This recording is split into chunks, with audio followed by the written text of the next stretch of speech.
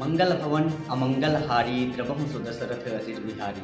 सादर जय श्री राम। मैं दिवाकराचार्य महाराज अयोध्या से हिंदू धर्म गुरु, और इस अयोध्या की धरती पर मुझे रहने का सौभाग्य प्राप्त हुआ। इसे मैं ईश्वरीय अनुकंपा समझता हूँ। ये मेरा परम सौभाग्य है। और इस अयोध्या की धरती की महिमा का गुणगान तो स्वयं ब्रह्मा भी यदि अपने चतुर्मुख से करें तो शायद कम पड़ जाए। इस अयोध्या की धरती की महिमा का गुणगान ईश्वर भी करते नहीं थकते हैं। स्वयं प्रभु श्री राम कहते हैं कि यद्यपि शव वैकुंठ बखाना, वेद पुराण विदित जग जाना, अवधपुरी सम प्रिय नहीं शोभू, यह प्रसंग जाने को। वेद पुराणों में भी जो जिस वैकुंठ की महिमा का गुणगान किया हो, यद्यपि पूरा ब्रह्मांड जिस वैकुंठ को जानता हो, लेकिन परंतु इस अयोध्या से प्रिय तो मुझे वो वैकुंठ भी नहीं है। और ये अयोध्या जिससे मुझे जुड़ने और यहाँ रहने का अवसर प्रदान हुआ, उसकी महिमा का गुणगान, यहाँ की अलग अलग जगहों का अपनी अलग अलग महती अनुकंपा है। यहाँ अलग अलग जगहों की अलग अलग कृपा है, अलग अलग शक्तियाँ वहाँ वास करती हैं। यहाँ अयोध्या में माँ सरयू कलकल छल छल निनाद की धारा प्रवाह से अनादिकाल से बह रही हैं, जो पतित पावनी हैं, जो त्रिवेणी संगम को भी पावन कर देने वाली हैं। ऐसी माँ पतित पावनी सरयू में जो नित्य क्रिया मात्र कर लेता है, उसके इस नित्य क्रिया करने ही मात्र से उसके संपूर्ण जीवन के जो पाप हैं वह तत्क्षण समाप्त हो जाते हैं, और उसे ईश्वर की शरणागति करने का अवसर प्राप्त होता है। और जब हम ईश्वर की शरणागति करते हैं, जब हम अपने इष्ट ईश्वर के समक्ष जाते हैं, तो सन्मुख होय जीवो महि वही, कोटि जन्म अगनासई तबही, तो उसके करोड़ों जन्म के पाप ऐसे तत्क्षण समाप्त हो जाते हैं जैसे उसने कुछ किया ही नहीं।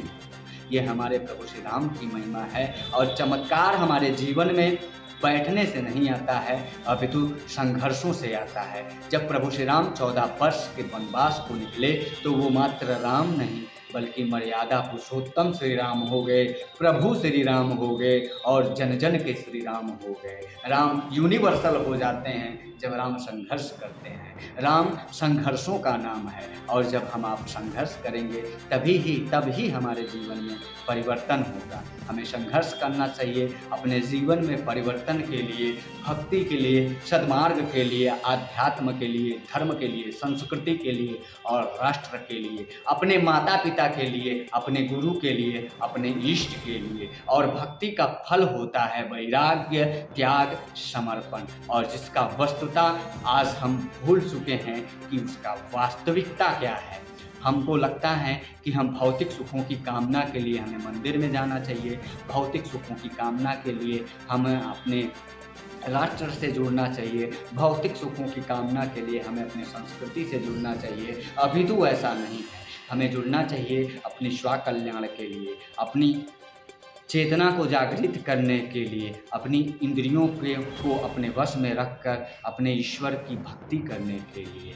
और इन्हीं संकल्पों के साथ जब हम अपनी संस्कृति से जुड़ेंगे तो न सिर्फ हमारा बल्कि समाज का भी कल्याण होगा, और जब समाज का कल्याण होगा तो इस माँ भारती का भी कल्याण होगा और संपूर्ण राष्ट्र का कल्याण होगा। तो आइए हम सभी लोग न सिर्फ राम बल्कि राम के उन विचारों का भी अनुसरण करें जो राष्ट्र का मंगल करने वाला है, और इन्हीं विचारों के साथ जुड़ते हैं अपनी राष्ट्र और संस्कृति से।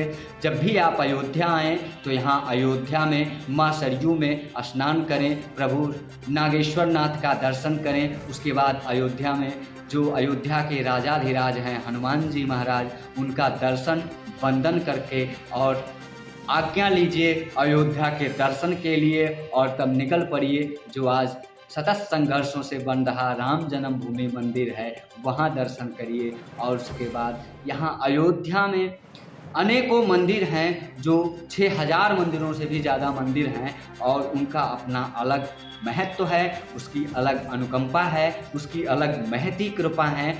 उन सभी मंदिरों में ज़्यादा से ज़्यादा कोशिश करिए वहाँ जाने के लिए, उनके इतिहासों को जानने के लिए। अयोध्या अपने आप में स्वयं ही एक चमत्कार है। जिस अयोध्या ने ईश्वर का भी लालन पालन किया हो, ऐसी अयोध्या की धरती की महिमा है। और इस अयोध्या की धरती पे यदि हमें जुड़ने का सौभाग्य प्राप्त होता है तो ये मात्र ईश्वर की ही कृपा है। सादर जय जय श्री राम।